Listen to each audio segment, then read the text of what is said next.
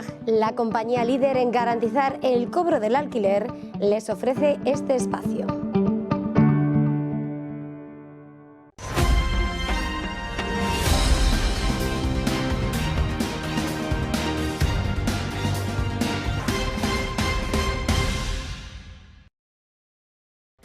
Muy buenas tardes, bienvenidos de nuevo a Negocios Televisión, bienvenidos al espacio de las noticias del día, mirando a la actualidad, pendientes de la calma tensa en Oriente Medio, todos esperando al posible ataque por parte de Irán, por cierto, que acaba de ser confirmado por el ministro de Asuntos Exteriores interino, pendientes también de la respuesta por parte de Israel, Estados Unidos, que piensa que se podría atrasar hasta el jueves o el viernes, y precisamente en Estados Unidos, optimismo por parte de John Kirby, dice que el acuerdo de alto el fuego entre Israel y Hamás está más cerca que nunca. Vamos a mirar también de nuevo a la tensión en Venezuela, con declaraciones por parte de María Corina Machado, y también pendientes de los disturbios en Reino Unido. Se esperan más de 100 reuniones en el día de hoy, más de 100 manifestaciones. También miraremos, por supuesto, al conflicto en Ucrania con Vladimir Putin, el presidente ruso, que está alertando sobre la incursión, el intento de incursión de Ucrania en Kursk. Dice que es una provocación a gran escala. Enseguida les contamos todo esto, pero empezamos mirando a Estados Unidos. Según Al Arabiya, funcionarios estadounidenses creen ahora que Irán podría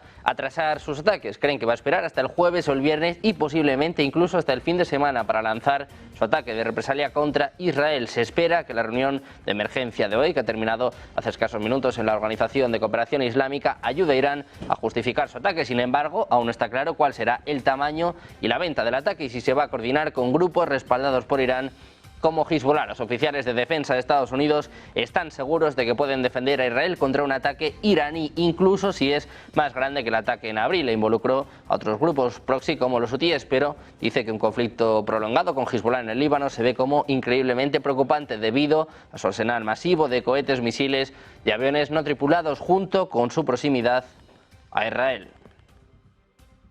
Precisamente el ministro interino de Asuntos Exteriores de Irán, Ali Bagheri Kani, ha insistido este miércoles en que Israel debe haber llevado a cabo el asesinato del presidente del Buró Político de Hamás, Ismail Haniyeh, con la ayuda de Estados Unidos. Según la transcripción del discurso que Bagheri ha pronunciado en la reunión de la Organización de Cooperación Islámica en Jeddah, el ministro interino condenó al Consejo de Seguridad de las Naciones Unidas por, según sus palabras, adherirse a las presiones de Estados Unidos y no actuar para impedir las violaciones de los derechos palestinos por parte de Israel. El propio Ali Bagheri Kani ha dicho que Teherán hizo todo lo posible para evitar la confrontación en la región. Además, también manifiesta que Teherán no tiene otra opción que usar su derecho a defenderse ante las violaciones israelíes. El ministro de Asuntos Exteriores en funciones de Irán afirma que la respuesta de Teherán se va a producir en el momento adecuado y en la forma adecuada.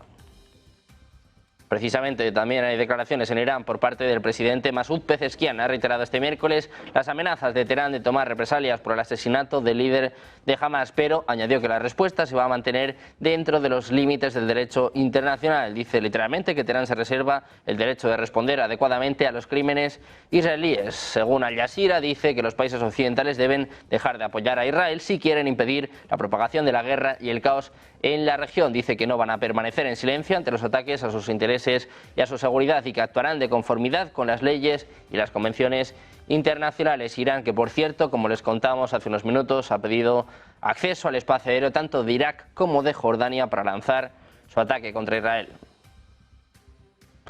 El propio Ali Bagheri ha mantenido una llamada telefónica con su homólogo egipcio Bader Abdelati, en la que le ha informado de que Teherán va a realizar una respuesta decisiva contra Israel, el país al que culpa del ataque en Teherán que acabó con la vida del líder de Hamás la semana pasada. Dice que el régimen sionista es la causa principal de la inestabilidad en la región y que la República Islámica de Irán, con su respuesta decisiva, está haciendo frente a la causa de la inseguridad y la inestabilidad, de lo que expresaba Bagheri, según un comunicado de la cartera ministerial. Abdelati, por su parte, ha también señalado las acciones de Israel en los territorios palestinos ocupados como una fuente de tensiones en Oriente Próximo, especialmente a la incapacidad de alcanzar un alto el fuego en Gaza.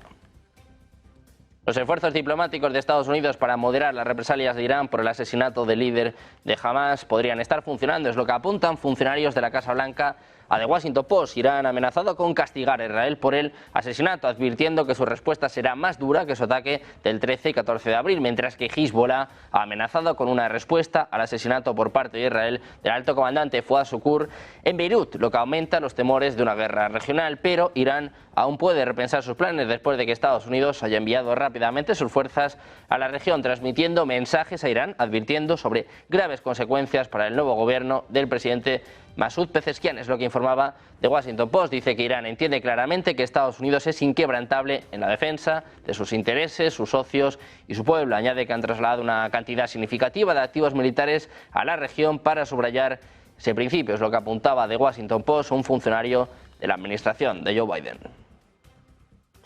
Estados Unidos, que dice que siempre ha defendido a Israel y que seguirá defendiéndolo si es atacado por Irán o sus aliados, es lo que afirmaba este martes Matthew Miller, el portavoz del Departamento de Estado norteamericano. En una entrevista concedida a Fox News, Miller destacó que Washington observa cómo Irán y sus allegados siguen realizando varias acciones terroristas contra Israel y el pueblo israelí, por lo que Estados Unidos se ve obligado a tomar medidas de represalia contra las fuerzas que dice desestabilizan la región. Dice Miller que siempre han sido claros en que defenderán a Israel del terrorismo. Añade que al mismo tiempo Washington intenta prevenir la escalada de este conflicto a través de negociaciones diplomáticas. Dice que lo que intentan hacer es romper el ciclo de violencia y del conflicto que sigue amenazando la paz y la estabilidad de todos en Oriente Medio. Insiste en que Washington no quiere que el conflicto se salga de control.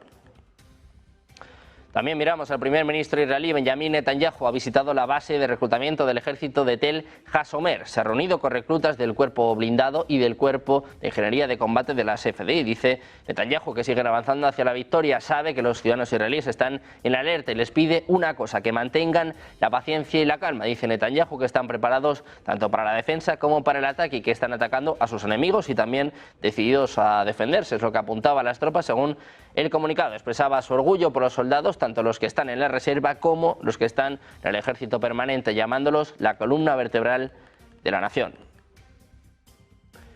Irán, por su parte, ha denunciado el silencio de Europa y la inacción del Consejo de Seguridad de la ONU ante los crímenes israelíes, incluido el asesinato del líder de Hamas durante su visita oficial a Teherán. El ministro interino de Exteriores iraní, después de las consultas diplomáticas llevadas a cabo tras el asesinato de Hamas, recibió en la noche del martes llamadas telefónicas de sus pares de Reino Unido, Suiza, Malta y Austria, a los que reprochó su comportamiento de hacer la vista gorda y en ocasiones apoyar los crímenes de Israel, incluido el asesinato del líder de Hamas en Teherán. Dice que desafortunadamente algunos países europeos han permanecido en silencio ante las acciones terroristas del régimen sionista en violación del derecho internacional. Es lo que manifestaba en su conversación con el ministro de Exteriores austriaco Alexander Schallenberg. La aerolínea alemana Lufthansa ha anunciado este miércoles la prolongación de su política de abstención de utilizar el espacio aéreo iraní e iraquí hasta el 13 de agosto debido a las tensiones en Oriente Medio. Esta decisión se produce a la luz de los asesinatos de un alto comandante de Hezbollah en el Líbano y del líder político de Hamas, Ismail Haniyeh, junto con la promesa de represalias entre los grupos e Israel. El grupo Lufthansa también extendió su suspensión de vuelos de pasajeros y carga hacia y desde Tel Aviv, Beirut, Teherán, Amán y Erbil hasta la misma fecha. Mientras tanto, en Alemania, los rumores sobre una posible operación de evacuación del Líbano han dado a los ciudadanos alemanes una falsa sensación de seguridad. Es lo que apuntaba este miércoles un portavoz del Ministerio de Asuntos Exteriores, instándolos a abandonar el país de inmediato. Decía literalmente: ha llegado el momento de abandonar el Líbano. El portavoz también ha pedido a los ciudadanos que organicen su propia salida, incluso si esto significa viajar a través de Turquía o pagar precios elevados por los vuelos. Un portavoz del Ministerio de Defensa se ha negado a dar detalles sobre los preparativos para posibles evacuaciones en caso de una escalada en el conflicto de Oriente Medio.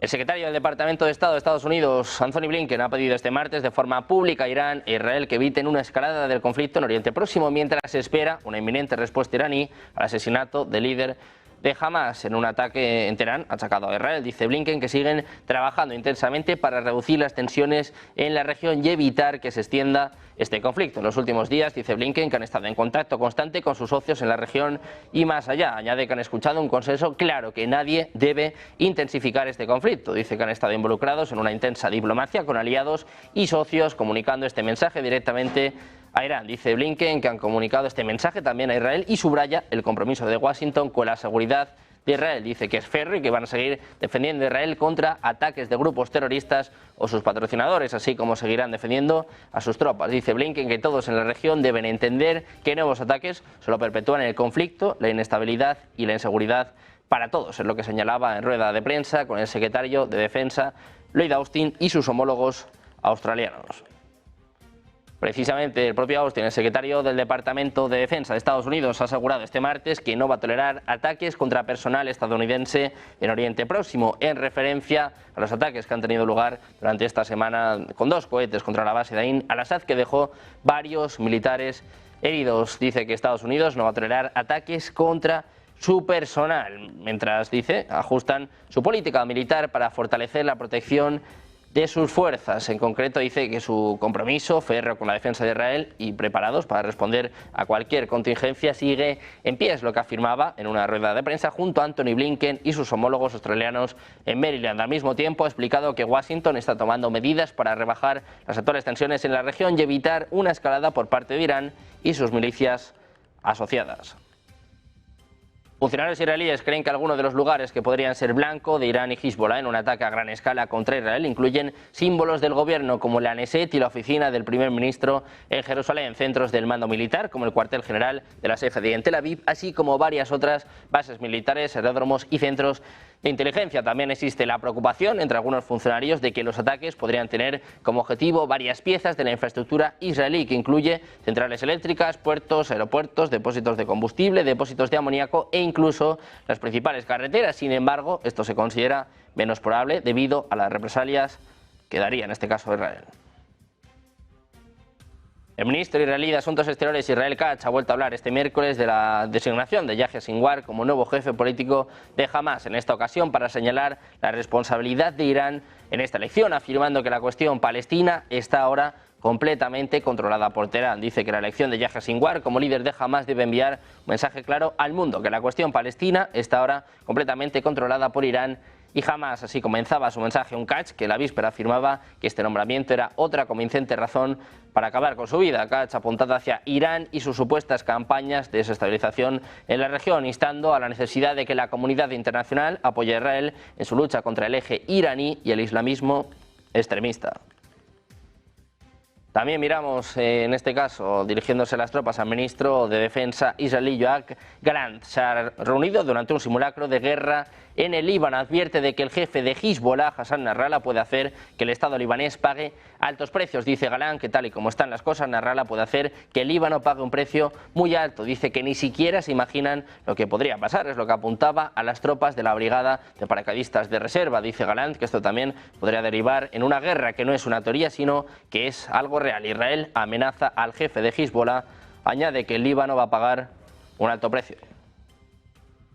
También pendientes de nuevo del asesinato del líder de Hamas, Israel informó inmediatamente a funcionarios estadounidenses sobre su papel en el asesinato del jefe de Hamas, a pesar de negarse a comentar el asunto públicamente. Es lo que informa el Washington Post, citando a fuentes. Según se informa, la Casa Blanca expresó sorpresa y frustración después de esta decisión, considerando el asesinato como un revés a los esfuerzos en curso para asegurar un alto el fuego en Gaza, ya que los funcionarios estadounidenses creían que las conversaciones de paz estaban progresando. Tras la muerte de Haniyeh, Hamas anunció a Yahya Sinwar como el nuevo jefe de su oficina política.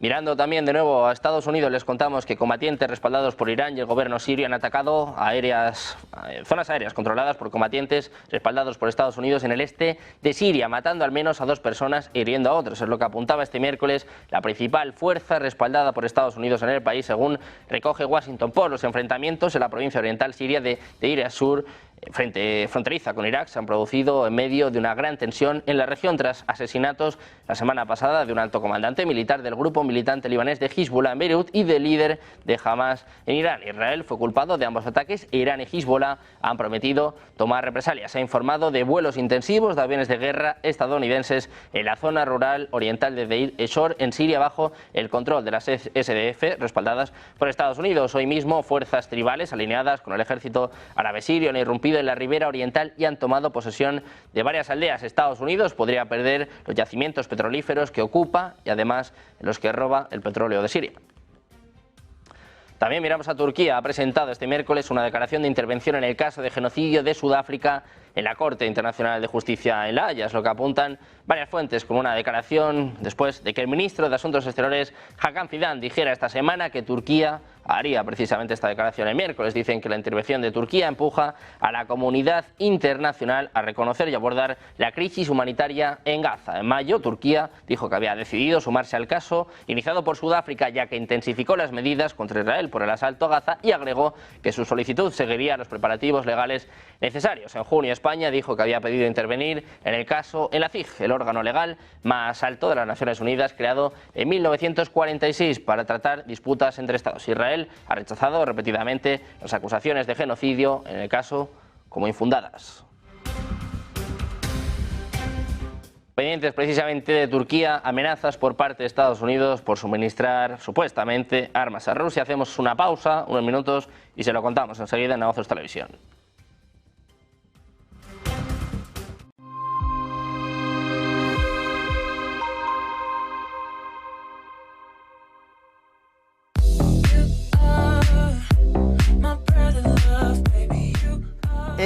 ETF. Seguro que habéis escuchado estas tres letras juntas, y es que es el acrónimo en inglés de Exchange Traded Fund. ¿Y qué es un Exchange Traded Fund? Pues un fondo cotizado, que no es otra cosa que una bolsa de activos, que pueden ser iguales o distintos, que cotizan en bolsa.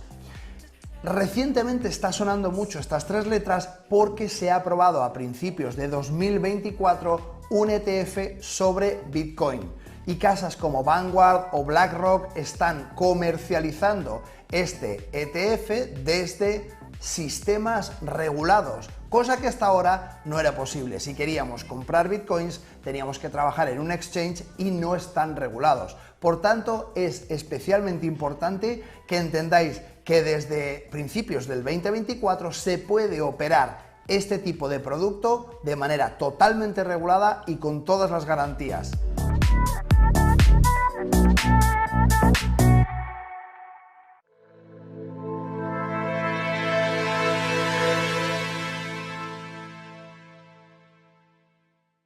Todos sabemos que en la economía hay algo más de lo que se ve. Todos sabemos que en el día a día, en nuestra vida cotidiana, la economía nos da algo que no termina de verse en la primera mirada. De ahí surge lo que la economía esconde. Un intento de ayudarte a descifrar qué hay detrás de todo lo que nos dicen, de todo lo que se ve en la fotografía principal, pero que está escondido en la parte de atrás. Lo que la economía esconde busca darte todas las claves para entender el mundo que nos rodea, y para no quedarte simplemente en esa fotografía inicial, sino hacer zoom y ver qué es lo que de verdad está detrás escondido. Lo que la economía esconde busca sobre todo darte herramientas en un mundo complejo, herramientas en un mundo en el que a veces lo escondido es más importante que lo que nos están enseñando. Y eso es lo que intento descifrarte en lo que la economía esconde.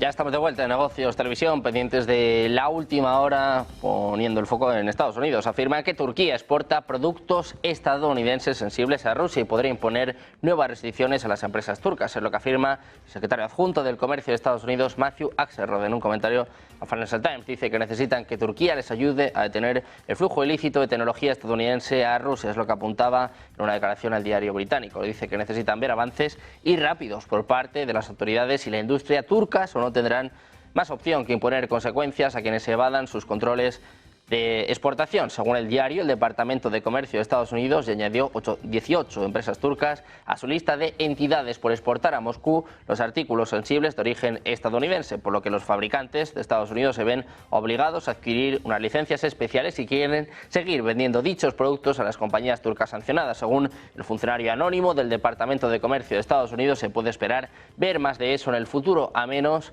que haya un progreso. También miramos a Venezuela. El candidato opositor Edmundo González Urrutia ha dicho este miércoles que no va a asistir a una convocatoria del Tribunal Supremo de Justicia de Venezuela, que abrió un proceso a pedido del presidente Nicolás Maduro para certificar su cuestionada victoria en las elecciones del 28 de julio. Dice Edmundo que el ciudadano Nicolás Maduro Moros, quien ha interpuesto un supuesto recurso ante la sala electoral, ha dicho públicamente que si no comparezco incurriré en responsabilidades legales y que si comparezco y consigno copias de las actas de escrutinio también habrá graves responsabilidades penales. Dice que esto no es un procedimiento imparcial y respetuoso del debido proceso y que está condenado por anticipado, es lo que señala en un comunicado González Urrutia, que denuncia de nuevo fraude en Venezuela. También miramos a la líder antichavista María Corina Machado. Ha instado este miércoles a asumir la necesidad de una transición ordenada en Venezuela, al insistir en que el abanderado de la oposición mayoritaria, Edmundo González Urrutia, fue el ganador de las elecciones presidenciales del 28 de julio, pese a que las autoridades electorales proclamaron la victoria de Nicolás Maduro. Dice Machado que es hora de actuar en consecuencia. Añade que pide que paren la represión y que acepten la voluntad del pueblo venezolano, que asuman la necesidad de una transición ordenada en Venezuela. Es lo que escribía la exdiputada en la red social X. Machado insistió en que González Urrutia fue ganador de los comicios presidenciales, ya que, insistió, el bloque opositor, Plataforma Unitaria Democrática, tiene las actas de votación que lo demuestran. Dice Machado que la verdad está a la vista, que Edmundo González ganó Venezuela y que tienen las actas. Dice que el Consejo Nacional Electoral también las tiene. Mientras tanto, el CNE no ha publicado las actas que certifican la victoria de Maduro, como indica la normativa legal. La PUD divulgó el 83,5% de estos papeles, que muestran, según la oposición, que González Urrutia ganó por amplio margen. Venezuela también, pendientes de la comunidad internacional, sigue mirando, como se imaginan, a la evolución de la crisis abierta tras las recientes elecciones. El gobierno de Estados Unidos respaldó este martes las iniciativas diplomáticas promovidas por Brasil, México y Colombia para resolver la crisis desencadenada hace ya 9 días. El encargado del Departamento de Estado para Latinoamérica, Mark Wells, ha señalado en una llamada con periodistas que Washington está a favor del diálogo de la mencionada iniciativa diplomática y asegura que mantienen una coordinación muy cercana con estos 3 gobiernos. Algunos de estos diplomáticos han reconocido abiertamente su recomendación al gobierno y a la oposición de seguir las leyes venezolanas y comparecer ante las instituciones correspondientes para apelar cualquier parte del proceso electoral. En esa misma línea, Wells insistió en pedir que el chavismo y la oposición negocien una transición democrática, afirmando que Washington está enfocado en trabajar con ambas partes para lograrlo. Sin embargo, al ser preguntado sobre si Estados Unidos mantiene conversaciones con funcionarios del gobierno de Nicolás Maduro, el diplomático declinó hacer comentarios. También miramos a China. El ejército chino ha realizado una patrulla de combate conjunta cerca del disputado banco de arena Scarborough, en el mar de China Meridional. Es lo que apunta el comando del teatro del sur del país en una publicación en la aplicación WeChat. Este miércoles los militares realizaron una patrulla conjunta en el mar y espacio aéreo cerca del banco de arena para probar la rápida movilidad y las capacidades de ataque conjunto de sus tropas. El arrecife deshabitado también es reclamado por Filipinas y resulta ser una de las características marítimas más disputadas de la región. También pendientes de Reino Unido, la policía está al tanto de al menos 100 protestas planeadas para esta noche y miles de agentes especializados están preparados para responder. Mientras tanto, 3 alborotadores han sido encarcelados, incluido uno que supuestamente habría golpeado a un agente en Southport, el escenario de los asesinatos que desencadenaron los disturbios hace más de una semana. Las fuerzas policiales de Reino Unido desplegaron agentes adicionales y dijeron que estaban listos para arrestar a cientos de activistas más y seguían adelante con los planes que circularon en línea para converger en los centros de inmigración este miércoles por la noche. El primer ministro británico, Keir Starmer, dijo esta semana que las autoridades habían acordado movilizar un ejército permanente de agentes para hacer frente a los disturbios antiinmigrantes y antimusulmanes que han estallado durante la última semana. La ministra del Interior, Yvette Cooper, dijo este martes que la policía va a recibir apoyo gubernamental para el pago de las extras y cualquier otro recurso que necesite. También miramos a Hungría. El ministro de Asuntos Exteriores húngaro, Péter Szijjártó, considera a la Unión Europea una fábrica de mentiras por obstaculizar la iniciativa de paz del primer ministro Viktor Orbán, apoyar la paralización del transporte de petróleo y lanzar acusaciones sobre la política migratoria. Dice Szijjártó que la fábrica de mentiras de Bruselas atacó a la misión de paz de Budapest después de los viajes de Viktor Orbán a Kiev, Moscú, Pekín y Florida. Bruselas también quedó expuesta por la prohibición del tránsito de petróleo por orden de los ucranianos, como resultado de lo cual 2 países miembros de la Unión Europea enfrentan serias amenazas para el suministro de energía. Después de 2 fracasos, la multitud de Bruselas inventó otra mentira, afirmando que Hungría está permitiendo la entrada de espías rusos y bielorrusos en la Unión Europea. Dice Szijjártó que ya han explicado claramente a representantes de los países bálticos por qué se trata de una mentira descarada, pero parece que no les importan los hechos y tampoco a Manfred Weber. También miramos a Estados Unidos. Su administración pide a las autoridades ucranianas que proporcionen información sobre un ataque masivo de las Fuerzas Armadas de Ucrania en la región de Kursk. Así lo afirmaba en una sesión informativa periódica para periodistas el coordinador de comunicaciones estratégicas del Consejo de Seguridad Nacional de la Casa Blanca, John Kirby. Se le pidió que comentara sobre el ataque de las Fuerzas Armadas de Ucrania a la región de Kursk y dijo el propio Kirby que nada ha cambiado en su política con respecto a apoyar o alentar ataques en territorio ruso o más allá. Por supuesto, dice, no va a cambiar nada de lo que hemos permitido en el pasado con las armas suministradas por Estados Unidos, que es atacar amenazas inmediatas solo dentro de su territorio. Dice Kirby que lo último que le gustaría agregar es que, como era de esperar, se han comunicado con sus colegas ucranianos para comprender mejor la situación en la región de Kursk, es lo que respondía el portavoz de la Casa Blanca. Precisamente el presidente ruso se ha pronunciado sobre este fallido intento de incursión de las tropas ucranianas en la provincia rusa de Kursk lanzado este martes. Dice que el régimen de Kiev ha emprendido otra provocación a gran escala disparando indiscriminadamente con diversos tipos de armas, incluidos cohetes contra edificios civiles, viviendas residenciales y ambulancias. En una reunión con los miembros del gobierno, Putin advertía de este modo a Ucrania. Escuchamos. Событий в Курской области, как известно, киевский режим предпринял очередную масштабную провокацию, ведет неизбирательную стрельбу из разных видов оружия, в том числе ракет. De acuerdo con el mandatario, inmediatamente después de la reunión va a mantener un encuentro con jefes de los organismos de seguridad, el Ministerio de Defensa, el Estado Mayor y el Servicio Federal de Rusia. Añadió que también ya se han dado instrucciones a una serie de organismos civiles para que presten la ayuda necesaria a la población de la provincia. Añade Putin que pide al gobierno que lo haga sin demora. Precisamente mirando a Rusia les contamos declaraciones por parte de la portavoz del Ministerio de Asuntos Exteriores. Dice que los suministros occidentales de cazas F-16 no se van a convertir en una panacea supuestamente capaz de influir en el curso de las hostilidades como se espera en Kiev, es lo que afirmaba la propia María Zaharova. Dice que el suministro de cazas F-16 a las Fuerzas Armadas de Ucrania no se convertirá en la píldora mágica con la que cuenta Kiev. Añade que no podrán influir en la situación en la zona de combate y que serán destruidos sistemáticamente por las Fuerzas Armadas rusas, es lo que señalaba la diplomática. Precisamente la portavoz del Ministerio de Asuntos Exteriores ha afirmado este miércoles que Ucrania ha decidido abrir un segundo frente en África porque no es capaz de derrotar a Rusia en el campo de batalla. Según ella, Kiev colabora con grupos terroristas que operan en países africanos amigos de Rusia. Mali y Níger cortaron relaciones diplomáticas con Ucrania tras un incidente en el que soldados malienses y mercenarios rusos del grupo Wagner murieron en enfrentamientos con separatistas Tuareg y otros grupos. Un portavoz de la Dirección General de Inteligencia de Ucrania dijo que los separatistas recibieron información necesaria para llevar a cabo el ataque contra las fuerzas malienses y los combatientes de Wagner, lo que provocó una respuesta enérgica del gobierno maliense.